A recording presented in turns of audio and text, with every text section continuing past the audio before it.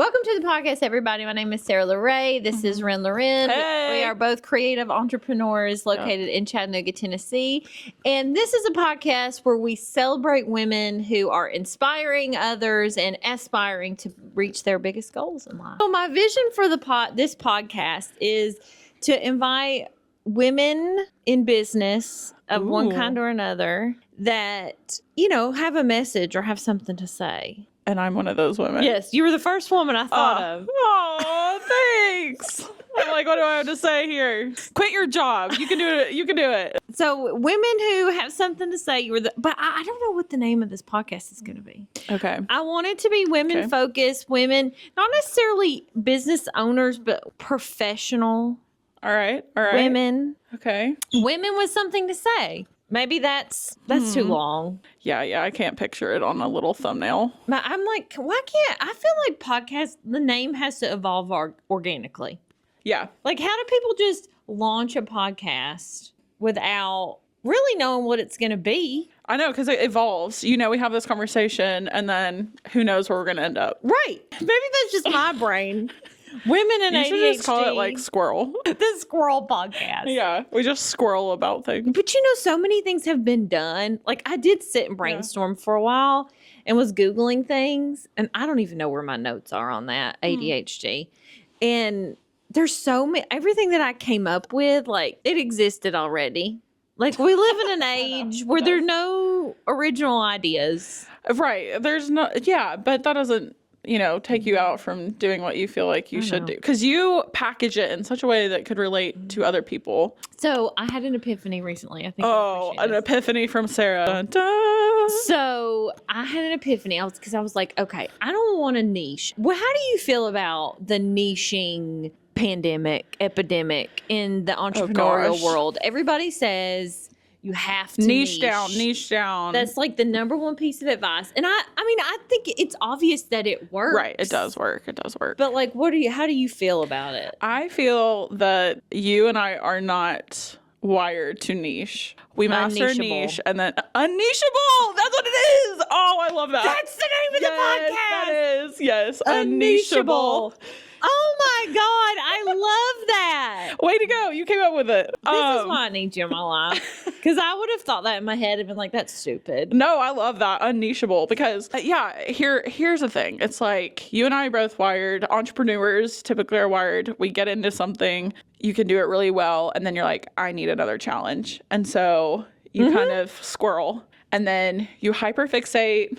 Especially you, hyperfixate by all the equipment, all the gear, you go full in, how to do everything. And then you're like, okay, I've conquered this. What else can I get into? Yes. And it's that insatiable desire to know more, you know? Or this isn't working, let me pivot. Oh yeah, pivot. Like if I'm not getting success, at least a little bit relatively quickly. I think that's something that we could also talk about in circles is what is success. Yeah. Because in different seasons, pivoting because we thought that looked like success. And then we get there and we're like, okay. This is not what I wanted. Yes. But also I think the success of it for me is being willing to pivot. Because I watch so many people who just like, I committed to this. I'm going to make it work. And I'm going to be stuck in it. So I hate that idea, though, of being stuck. But also, I think success, like, for me, I had a friend tell me once, it's sad they thought it was sad that once I reached a goal, I moved the goalpost. And that I never really, where I'm going. Because I'm always changing the destination. Right. But then, it's all about the journey and not the destination, I honestly do kind of feel that way, even though it is a frustrating place to live in moments, hardship. Like when things get hard and you're like, I just want to be done. But then the reality is when we're done, we're not dead. Done. We're dead? Yeah. There's no done. Yeah. There is no done. And I think that is the evolution of a lot of photographers. The natural evolution is you start off, in your photography journey, you usually start shooting portraits and family. Yeah. Most people evolve at some point, at least try weddings. You have like portraits of family, like you have warm connections. You have people close proximity that will, take a risk on a short session with you. And then you escalate a little bit to weddings, and you either find success in them or you don't. And then often if you find success in weddings, you get burnout pretty quickly. Girl, turn that phone off. No. Come on now. Tina, it's my mother. Tina! Wait, we should say hey to Tina. Okay. What, Tina, let's answer the phone and be like, Tina, you're on the podcast. Tina, you're on my podcast right now with Ren. Hey, Tina.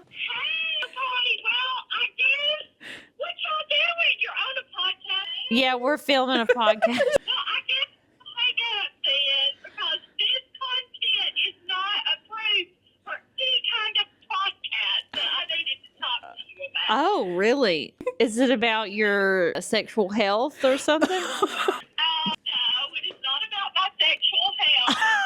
Oh, gosh. This is my mother, by the way. Yeah, mother-daughter relationship here. Things I've never thought to ask my mom. Is this about your sexual health? All right, I'll call you when we're done. Bye. Oh, Tina. Lord. Okay, so what was I saying? Oh, yeah. So the natural evolution of a photographer. So you get pretty good at weddings. Yeah. Burned out. Yeah, and then you get burned out. And, like, you get to a point where it's like, well, do I want to work every Saturday? Right. For the rest of my life? And I think that's something that I genuinely love weddings. I love shooting weddings. Yep. I love the romance of them. I love the emotion of them. I love the joy of them. I love couples portraits. I love the Disney of it all, the happily ever after. Yes, yeah. Like, I genuinely love shooting weddings. It really is like a wedding is everything. It's, the portrait sessions, it's family, it's interacting, but it's also like the creative, it's an event, and it's very fast paced, which is perfect for the ADHD. Yeah. Like, it's great. But it means that, if you are working enough weddings, at least in our market, at a certain price point at the top end of your game, that means you have to shoot 20 to 30 weddings a year. I disagree with that. That is the part of Sarah not being able to ever achieve what success means in shooting weddings. I'm like, girlfriend. I can't say no is the problem. Yeah, that's a deeper issue. You don't have to shoot 20 to 30 weddings. Well, either way, you miss out on a lot of Saturdays. Oh, absolutely. And that's my issue. Yeah, with you them. miss out on a lot of Saturdays if you only shoot 10. And so it's like I had this conversation recently with a second shooter of mine, and I was like, for that reason, is wedding photography a young person's game?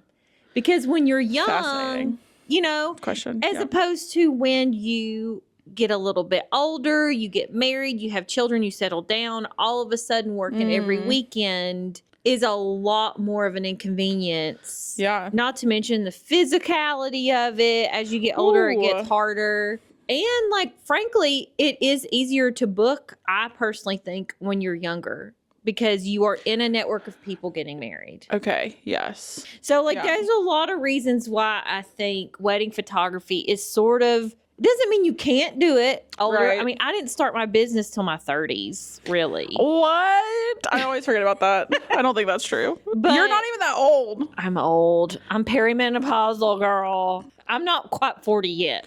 I'll be 39 you're not this that year. old. Well, 40 to the new 30, girl. That's true. I mean, I don't feel old, but I do think that just like as you get older, yeah. Anyway, that's just I feel like your idea of success and your capacity pivots a little bit. You're like, whoa, I don't know if I want to be doing this. Well, that's true, because it's like, I had last summer, I was like, I'm going to embrace a slower lifestyle. What? Because that honestly, what did that mean hard. to you? It's hard for me. What does embracing a slower lifestyle look like? Just trying not to feel guilty about not being busy all the time. Like being intentional about like, I'm just going to drink coffee and hang out on the deck with my dogs. Okay, but I've also learned that busyness is a trauma response. Oh, we're getting deep on the podcast today. So, if you're like, I'm going to set a goal not to be busy, I feel like there's deep internal work that has to happen outside of that to truly arrive at the place where you can be, I don't know, silence and solitude, or just drink coffee and not feel guilty, or like achieve that place of true rest. And I think I've had seasons where I feel, but like mental health is also not linear. Oh no. Like you never like fix your trauma. You What is it? never It's like, I'm un-nicheable? done with it. And yeah, like it's not, it is you. So I think I've had seasons where I've been able to embrace it. And then I have seasons where I'm just not able to, because I'm like going through, especially women, because not only do we have all the life and things that men have to deal with, we also, and all the things that happen to us, but we also have our hormone roller coaster that we are just riding, just white knuckling through some of the dips. That's how I feel. I've been talking a lot. So I've been doing content for Lotus Women's Health Center here in Chattanooga, and so that they basically are like perimenopause and menopause care facility, and so I'm like fully in. You're like in it. Yes. So I just like people talk about it a lot. Is there something you've learned from that you feel like is... I think so in the last like 2 years, since I went full time in my business, my ADHD has gotten so much worse because I attributed it to lack of structure. I was gonna say, you don't have like, show up here every day at this time. Yes. Okay. But I actually think that happened to coincide with some hormonal changes. Perfect. And so ADHD is one of the most common like things that women experience. Like they either didn't have it and they feel like they do now, or it gets significantly worse with hormone fluxes. So anyway, I don't know where we were. We originally started. Case and point. Yeah. I don't know if I have ever thought to classify myself as ADHD. I feel like it's a hot topic right now. It is. And so I'm always like challenging myself. I'm like, am I just lacking self-discipline? And not from a place of shame. I'm trying to come from a place of curiosity. Like, what is going on here? No. Or, what I really have been thinking about is like, I have major task avoidance for things. And I know that goes along with ADHD, does it not? Yeah. Executive dysfunction. Yes. Why am I dysfunctioning executively? Is it because I'm not like, am I lacking electrolytes or vitamins? Am I not sleeping? Do I need more sunshine? Do we need more rest? Well, I think all of those things could help with anything. Yes. Any kind of mental health problem. More sleep and vitamins. Okay, clearly we are not prescribed. Wait, you're the medical. Do the medical, like, we are not healthcare. Well, you are a healthcare professional. We are not offering medical We're advice. not offering medical advice. This is from our own personal experiences, We're everyone. Just talking, out our buttholes. I'm talking out of my mouth. Just to be clear, this is not Red's butthole. Oh gosh. Okay, let's pivot. Speaking of pivoting. Yes, let's pivot. What does success mean for you right now, you think? I think success for me means having the ability to say no. Freedom. Yeah.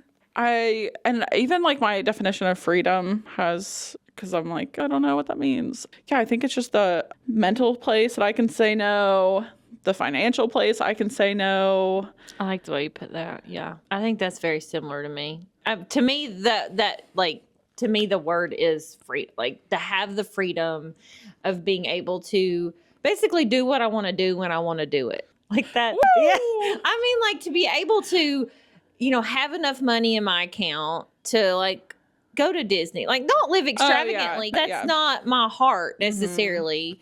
But, I don't need success for me is not a 5,000 square foot house. Success for me is not driving. Like a lot of cleaning. Yeah. But it's not a vacation home. It's not a $70,000 car. It's not any of those things. Yeah. But it is the freedom of saying, I want to go to Disney next week, and what I want to do that, girl. I know You're at Disney like every other week. I'm like, she's in Disney again. I'm going next week. I told you every other week. But that season may be winding down for a lot of reasons because my travel buddies, they're in like life changes right now, so that our schedules aren't going to sync up as much. So anyway, like just being able to not have to check the bank account all the time, like that there's money there. That feels like freedom to me, and the freedom of time of not having to work a 9 to 5. Like there's a certain amount of, have to be, in my opinion, if you're an entrepreneur, you have to be doing well to a certain degree financially to be able to have the freedom of being an entrepreneur. Of saying no. Yes.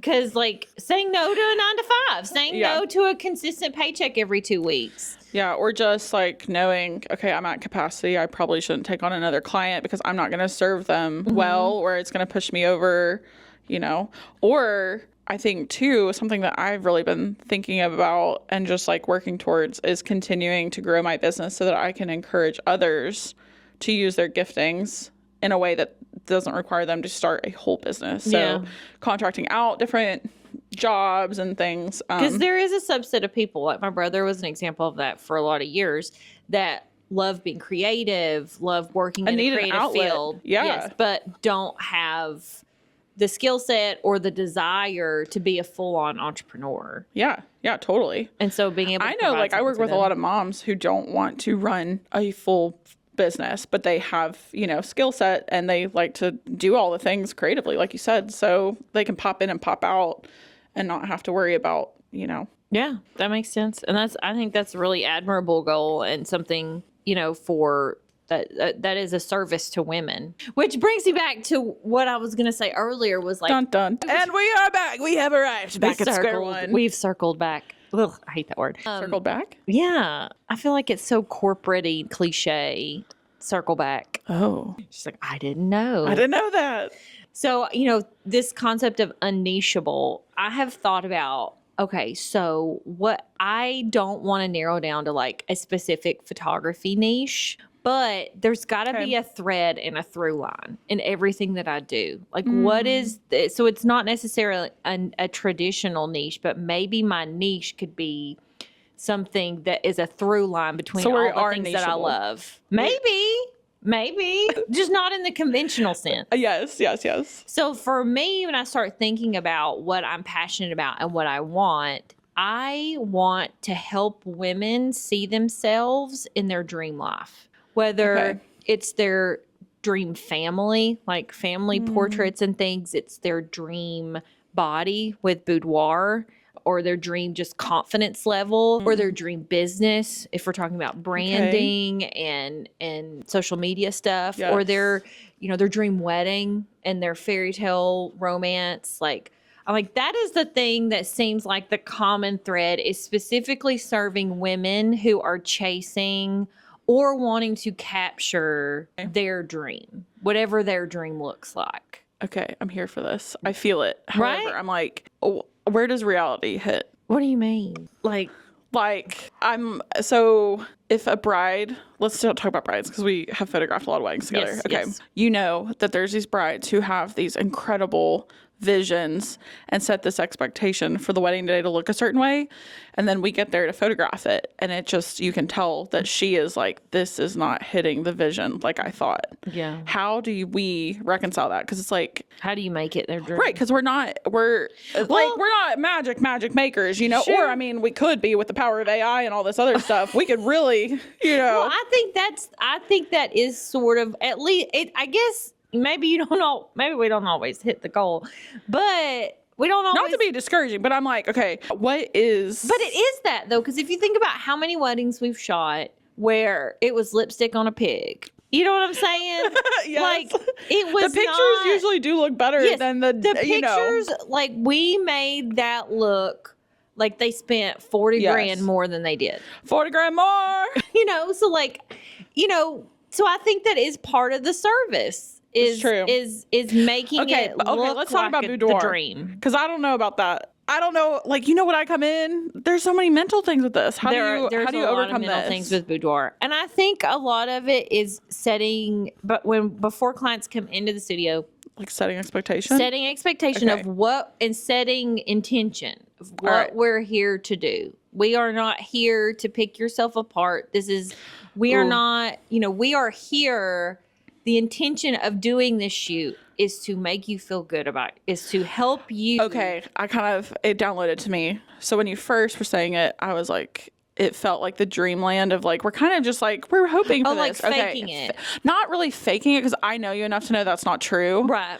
But it's kind of like, this is reality, and we are going to celebrate the reality of what we have and how it fits into the dream that you have. Yes. And helping you see, even if your dream doesn't currently exist right now, like when you're building a business, for example, Right. Okay. To make it sort of aspirational. Like I think I want to be inspirational to aspirational women. Oh. Wow. That's a sometimes mouthful. Things come out of my Okay, wait.